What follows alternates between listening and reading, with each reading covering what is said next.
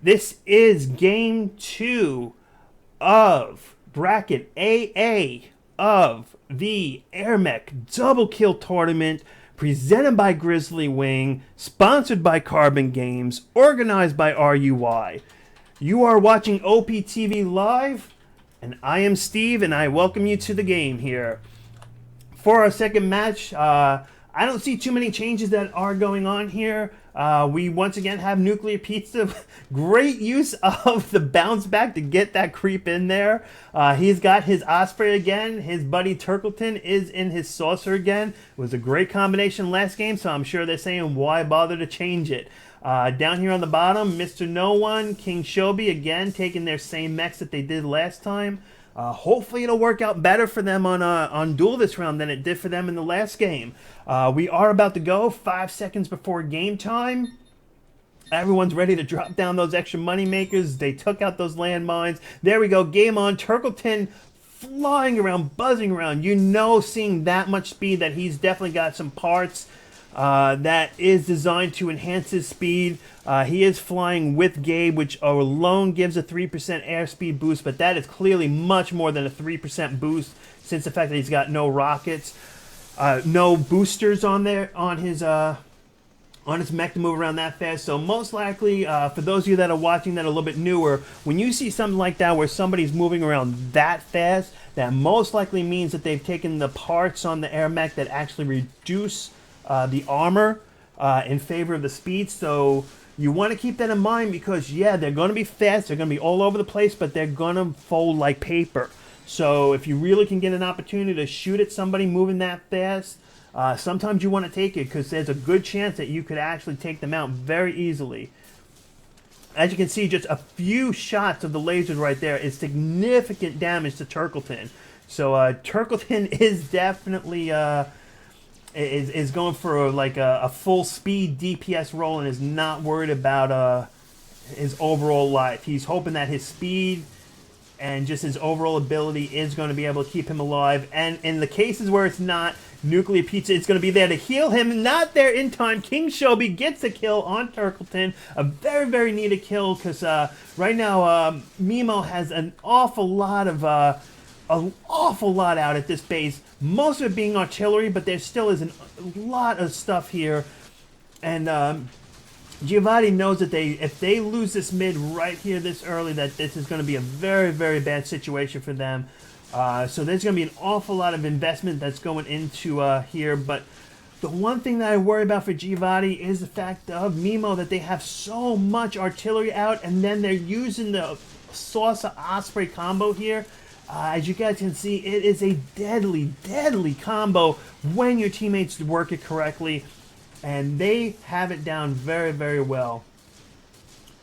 So well that they even are pushing the advantage of bringing up the extra units. Look at how fast that damage bleeds out. That death ray is OP, guys. That death ray fits right on OPTV here, guys, because that death ray is OP.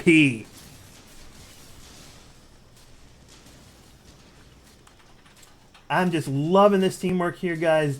Hopefully for some of you that, like I said, you've been trying to learn a little bit about AirMech, you're not quite sure of how to do certain things together, watch these guys, see how the teammate coordination works, and try to incorporate that into your own play. And then maybe, you know, next time the next big sponsored tournament comes around, maybe you'll be a competitor in the tournament, and maybe you'll actually be the one winning the tournament. So yeah, definitely keep an eye on these players. They're showing you all their tricks. And just keep in mind, guys, as the tournament goes on more and more, and we keep on getting closer and closer to the end, expect more and more of their real elite tricks to start coming out. You know that if they're going to need one of those tricks in order to be able to win that massive prize, that they are going to use it at the risk of exposing it to everybody else. That right there is what's known as like a up-down, high-low, where basically you got the mech there, the one player's shooting down low, the other one's shooting high, so whether the guy's on the ground or in the air, they're not going to get out of there alive.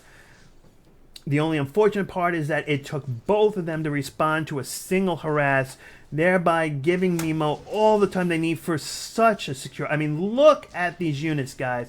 53 units, and they're pretty much excuse me, they're pretty much all right here. NuclearPizza even breaking out the Busters. Busters, lots and lots of damage, practically the damage of a Goliath, but super, super frail, very, very brittle. As you see, didn't take it much time at all for that one to go down. Very susceptible to bombs that King Shobi's using right now. Barely gets back alive. This is just, this is great, great play by Mimo here.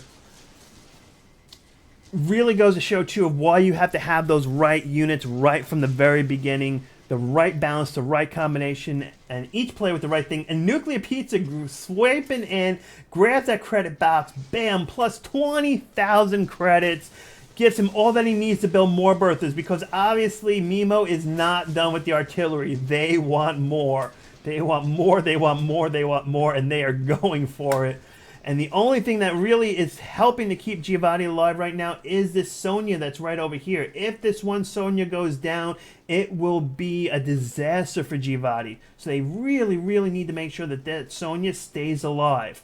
Because as you can see, like, look at all the artillery shots. Some of them land straight on, other ones miss massively, and that's all because of the Sonya. So for those of you that have always wondered, do those radar jammers really do something? That was it right there, folks. You see the fact they do something. It makes a significant difference of the amount of shots that are missed. Turkleton barely gets out of there alive. NuclearPizza stands in front of him. You know, basically, a good friend. You know, what do they say? A good friend will always take a bullet for you. Well, NuclearPizza is a good friend to Turkleton because he took multiple bullets to make sure that his buddy Turkleton walked away alive. And now this is definitely a deciding point here, folks. We are at 82 units on the Mimo side, 30 units on the GIVATI side. Mimo feeling the advantage. They are pushing, and they are not even going to stop at the outpost. They are going to push in full-fledged all the way. They are not going for dominating. They are not going for map control. They say, you know what? We have the advantage. Their base has virtually no defenses. Let's go for it. Let's get in there. Let's do what needs to be done.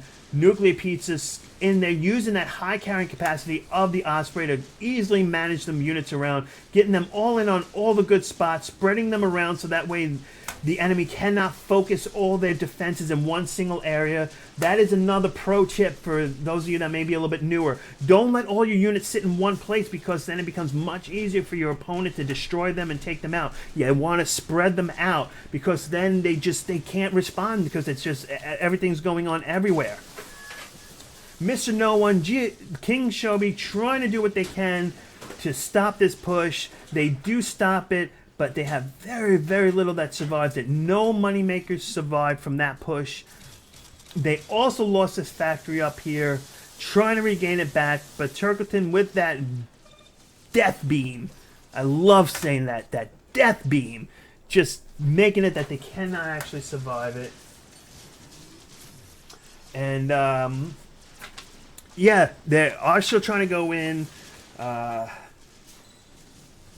GIVATI is able to temporarily take this factory back, but can't say for sure if it's actually going to work or not. I would say most likely with the amount of units that Mimo is just dropping in there, it's only a matter of time before, there we go, it goes neutral, and they're going to be able to take it. So they now have that factory.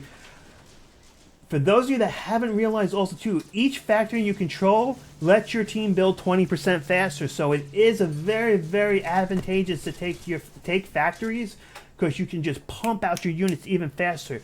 They've got, right now, Mimo's got 2 factories. They are building 40% faster. So that's almost like half the amount of time that it would normally take to build units. They're able to pump units out.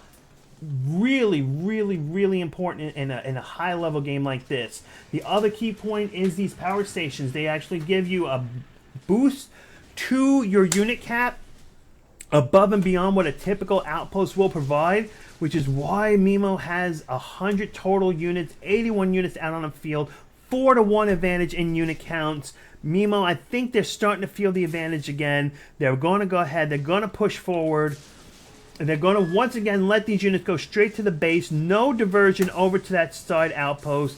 And I would say that's probably probably a right thing to do. The base is down to about 25% health. They're really not going to need it, and that's something that a lot of you guys want to keep in mind too. You don't have to own every outpost to win the game. If you've got the advantage, push. Sometimes some of you guys don't push when you have the advantage. But Turkleton, NuclearPizza, they went ahead, they pushed, they won the game. That is it. That is the end of bracket AA of the AirMech Double Kill Tournament.